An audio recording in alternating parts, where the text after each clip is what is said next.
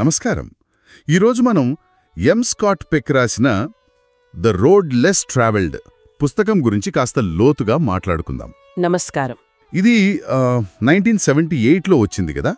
అప్పట్నుంచి నెమ్మదిగా అయినా సరే ప్రపంచవ్యాప్తంగా చాలామంది ఆలోచనలపై ప్రభావం చూపింది. అవును, పెక్ ఒక సైకియాట్రిస్ట్ కదా.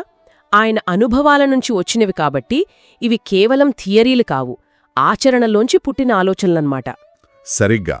అందుకే మన దగ్గరున్న సమాచారం బట్టి ఈ పుస్తకంలోని కీలకమైన అంశాలు, కొన్నిసార్లు కొంచెం సవాలుగా అనిపించే విషయాలు కూడా ఉంటాయి.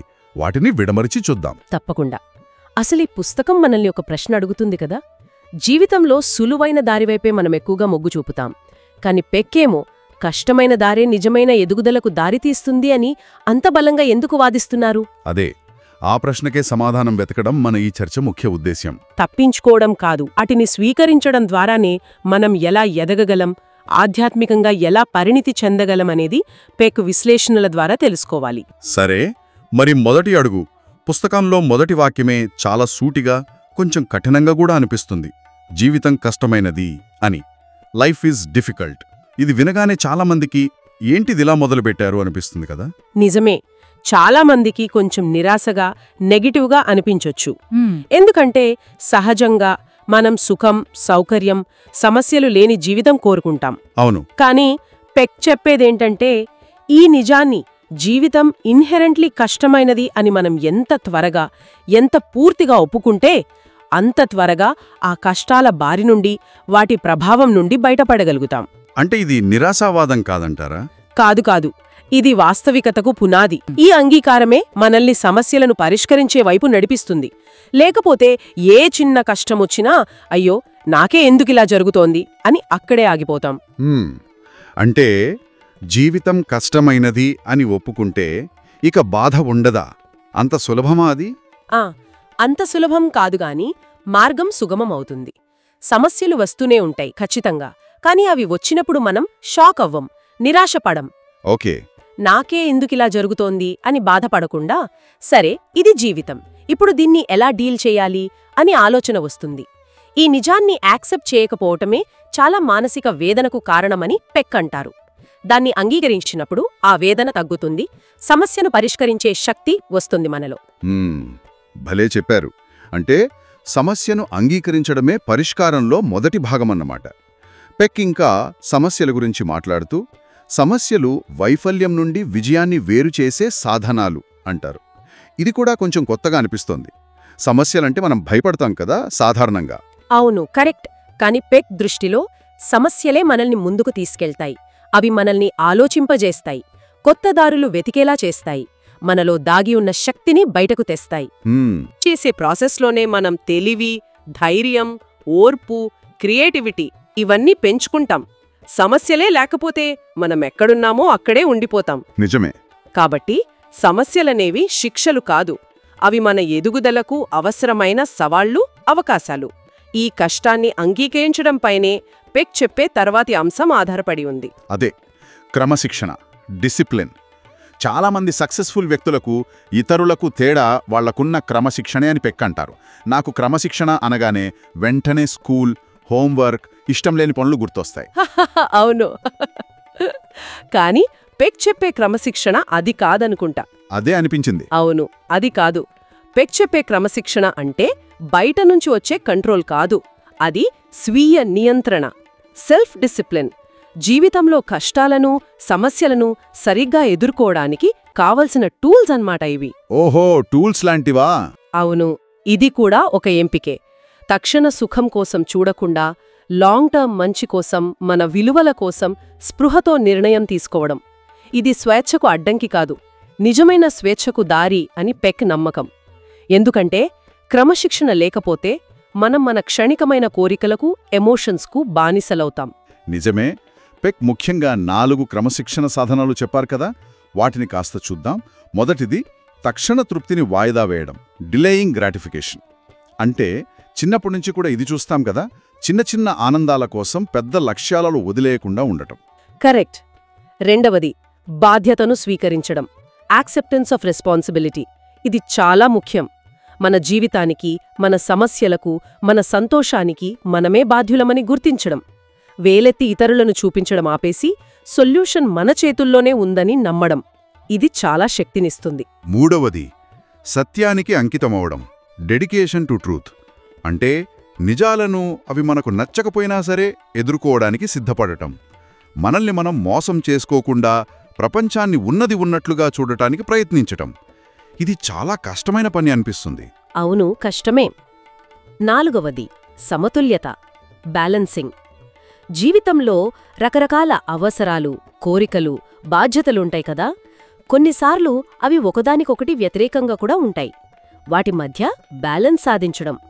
ఎప్పుడు గట్టిగా ఉండాలి, ఎప్పుడు ఫ్లెక్సిబుల్గా ఉండాలి, ఎప్పుడు ఎస్ చెప్పాలి, ఎప్పుడు నో చెప్పాలి అని వివేకంతో నిర్ణయించుకోవడం. ఇదొక నిరంతర సర్దుబాటు ప్రాసెస్.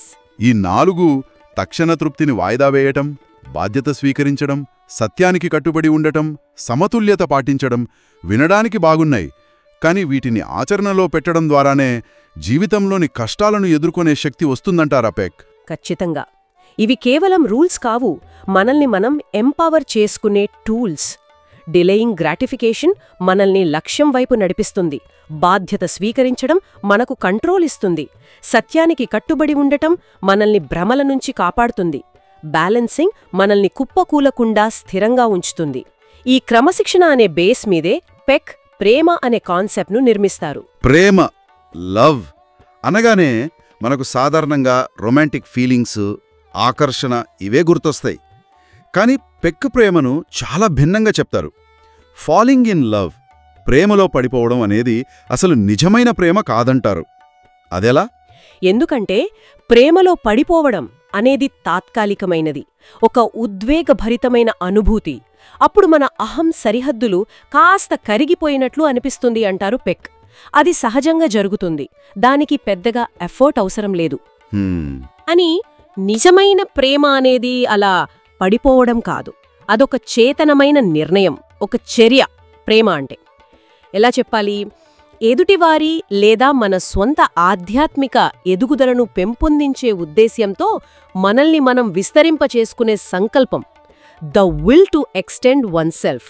ఆ నిర్వచనం చాలా పవర్ఫుల్. ఓ, నిర్వచనం చాలా లోతుగా ఉంది. అంటే ప్రేమ అనేది కేవలం ఒక ఫీలింగ్ కాదు, అదొక కమిట్మెంట్, ఒక పని అన్నమాట. ఎదుటివారి గ్రోత్ కోసం పని చేయడం. సరిగ్గా. అంటే మనకు అంతా బాగున్నప్పుడు, ఎదుటివారు మనకు నచ్చినట్లు ఉన్నప్పుడు ప్రేమించడం ఈజీనే. కాని గొడవలు వచ్చినప్పుడు, కష్టాలు వచ్చినప్పుడు, వాళ్లలోని లోపాలు తెలిసినప్పుడు కూడా వాళ్ల మంచి కోసం, వాళ్ల ఎదుగుదల కోసం నిలబడటమే అసలైన ప్రేమ. దీనికి క్రమశిక్షణ కావాలి కదా అప్పుడు? ఖచ్చితంగా కావాలి. ఓర్పు, అర్థం చేసుకోవడం, క్షమించడం, నిబద్ధత ఇవన్నీ కావాలి. అందుకే ప్రేమ అనేది క్రమశిక్షణ యొక్క అత్యున్నత రూపమని కూడా చెప్పవచ్చు. ఉదాహరణకు తల్లిదండ్రులు పిల్లల పట్ల చూపించే ప్రేమలో ఇది కనిపిస్తుంది కదా.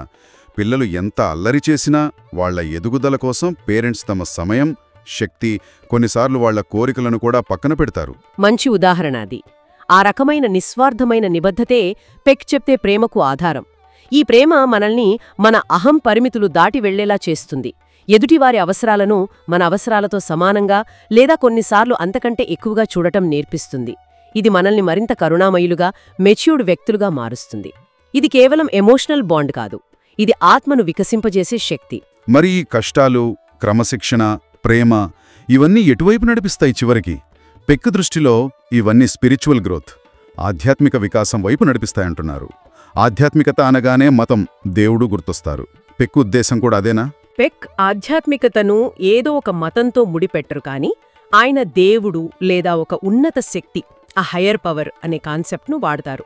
ఆయన దృష్టిలో జీవితంలోని కష్టాలను ఎదుర్కోవడం, క్రమశిక్షణ పాటించడం, నిజమైన ప్రేమను అభ్యసించడం ఇవన్నీ మనల్ని మన సెల్ఫ్ సెంటర్డ్నెస్ నుంచి బయటకు తీసుకువచ్చి ఏదో ఒక ఉన్నతమైన వాస్తవికతతో లేదా చైతన్యంతో కనెక్ట్ చేస్తాయి. ఈ ప్రయాణమే ఆధ్యాత్మిక వికాసం. ముఖ్యంగా బాధ గురించి పెక్ చెప్పిన మాటలు ఆలోచింపజేస్తాయి. మీరు బాధ నుండి పారిపోవడం ఆపినప్పుడే నిజమైన ఆధ్యాత్మిక వృద్ధి మొదలవుతుంది అని. అంటే బాధను అనుభవించడమే ఎదుగుదలకు మార్గమా? అనుభవించడం మాత్రమే కాదు, దాని నుండి నేర్చుకోవడం. బాధను శత్రువుగా కాకుండా గురువుగా చూడటం.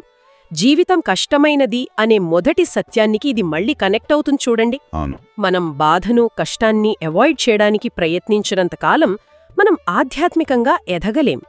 ఎప్పుడైతే దాన్ని ఫేస్ చేసి దాని వెనుకున్న లెసన్ ఏంటో అర్థం చేసుకోవడానికి ప్రయత్నిస్తామో అప్పుడే మనలో ట్రాన్స్ఫర్మేషన్ మొదలవుతుంది. మన పర్స్పెక్టివ్ పెరుగుతుంది. మనం కేవలం మన చిన్న ప్రపంచంలో కాకుండా విశ్వంతో ఒక లోతైన సంబంధాన్ని ఫీల్ అవ్వగలుగుతాం. దీని పెద్ద చిత్రంతో కలిపి చూస్తే జీవితం కష్టమని అంగీకరించడం మనల్ని రియాలిటీలో ఉంచుతుంది. క్రమశిక్షణ మనకు ఆ రియాలిటీని ఎదుర్కొనే టూల్స్ ఇస్తుంది. ప్రేమ మనల్ని మన అహం నుంచి బయటకు తెచ్చి ఇతరులతో కలుపుతుంది. ఈ మొత్తం ప్రాసెస్లో వచ్చే బాధను స్వీకరించడం మనల్ని లోపలికి చూసేలా చేసి లోతైన సత్యాల వైపు నడిపిస్తుంది. ఇవన్నీ కలిసి ఆధ్యాత్మిక పరిపక్వతకు దారితీస్తాయన్నమాట. మీరు దాన్ని చాలా చక్కగా చెప్పారు. అయితే ఈ ప్రయాణం సులభం కాదు. అందుకే కదా పుస్తకం పేరు ద రోడ్ లెస్ ట్రావెల్డ్, అంటే తక్కువ మంది నడిచేదారి. అవునవును. ఆ టైటిల్ ఇప్పుడు చాలా అర్థవంతంగా అనిపిస్తుంది. జీవితంలో 2 దారులుంటాయని పిక్ చెప్పినట్లున్నారు గదా. ఎక్కువగా జనంతో రద్దీగా ఉంటుంది.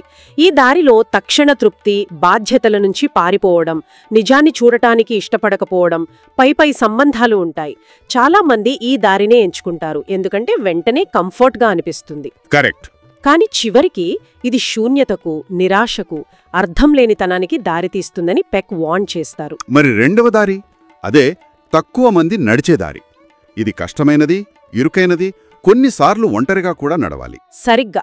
ఈ దారిలో క్రమశిక్షణ ఉంటుంది, బాధ్యత ఉంటుంది, కఠినమైన నిజాలను ఎదుర్కోవడం ఉంటుంది, కమిట్మెంట్తో కూడిన ప్రేమ ఉంటుంది, బాధను అంగీకరించడం ఉంటుంది. ఈ దారిని ఎంచుకోవడానికి ధైర్యం కావాలి, పట్టుదల కావాలి, నిరంతరం కష్టపడాలి. అందుకే చాలా తక్కువ మంది ఈ దారిలో వెళ్తారు. కానీ పెక్ ప్రకారం ఈ కష్టమైన దారే చివరికి స్వీయ జ్ఞానానికి, నిజమైన సంతృప్తికి, మానసిక ఆరోగ్యానికి, ఆధ్యాత్మిక పరిపూర్ణతకు దారితీస్తుంది. అంటే ఈ పుస్తకం కేవలం కొన్ని విషయాలు చెప్పడమే కాదు, మనల్ని మనం ప్రశ్నించుకునేలా చేస్తోందనిపిస్తోంది. మనం ఏ దారిలో ఉన్నాం? సులభమైన మార్గాలను వెతుక్కుంటూ అవసరమైన ఎదుగుదల నుంచి తప్పించుకుంటున్నామా, లేక కష్టమైనా సరే అర్థవంతమైన జీవితం కోసం సవాళ్లను స్వీకరిస్తున్నామా అని. ఇదొక అద్దం లాంటిది. ఖచ్చితంగా ఒక అద్దం, ఒక ఆహ్వానం కూడా. ఆ కష్టమైనా కాని ఫలితమిచ్చే దారిలో నడవమని ఒక ప్రోత్సాహం. పెక్ చెప్పినట్లు జీవితం కష్టమైనది అనే నిజాన్ని అంగీకరించడంతో ఈ ప్రయాణం మొదలవుతుంది.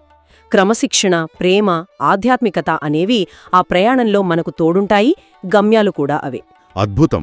ఈ పుస్తకంపై మన చర్చ దాదాపు ముగింపుకొచ్చింది. ది రోడ్ లెస్ ట్రావెల్డ్ నుంచి మనం గుర్తుంచుకోవాల్సిన మెయిన్ పాయింట్ బహుశా ఇదేనేమో. పైకి సులభంగా కనిపించే దారి కంటే సవాలుతో కూడిన, క్రమశిక్షణతో నడిచే కష్టమైన దారే చివరికి మనల్ని సంపూర్ణమైన, అర్థవంతమైన జీవితం వైపు తీసుకెళ్తుంది. కష్టాలను చూసి పారిపోకుండా వాటిని ఎదుగుదలకు అవకాశాలుగా మార్చుకోవడమే కీలకం. ముగించే ముందు వింటున్న వారి కోసం ఒక చిన్న ఆలోచన వదిలి వెళ్దామా? ఈ చర్చ అంతా విన్నాక మన రోజువారీ జీవితాన్ని ఒక్కసారి గమనిస్తే ఏ సందర్భాల్లో మనం తెలియకుండానే సులువైన దారిని ఎంచుకుంటున్నాం? అవసరమైన కష్టాన్ని, అది ఒక కష్టమైన సంభాషణ కావచ్చు, ఒక బాధ్యత కావచ్చు, ఒక అలవాటు మార్చుకోవడం కావచ్చు, దేన్ని మనం తప్పించుకుంటున్నాం? ఎందుకంటే మనం దేని నుండి ఎక్కువగా పారిపోవడానికి ప్రయత్నిస్తామో అక్కడే మన ఎదుగుదలకు అతిపెద్ద అవకాశం దాగి ఉండవచ్చేమో అనిపిస్తుంది. ఈరోజు అలాంటి ఒక చిన్న, మనం తప్పించుకుంటున్నా కాని అవసరమైన కష్టాన్ని ఎదుర్కొనే దిశగా జస్ట్ ఒక చిన్న అడుగు వేయడం గురించి ఆలోచిస్తే ఎలా ఉంటుంది? చాలా ఆలోచింపజేసే ముగింపు. ఈ లోతైన విశ్లేషణకు ధన్యవాదాలు. ధన్యవాదాలు.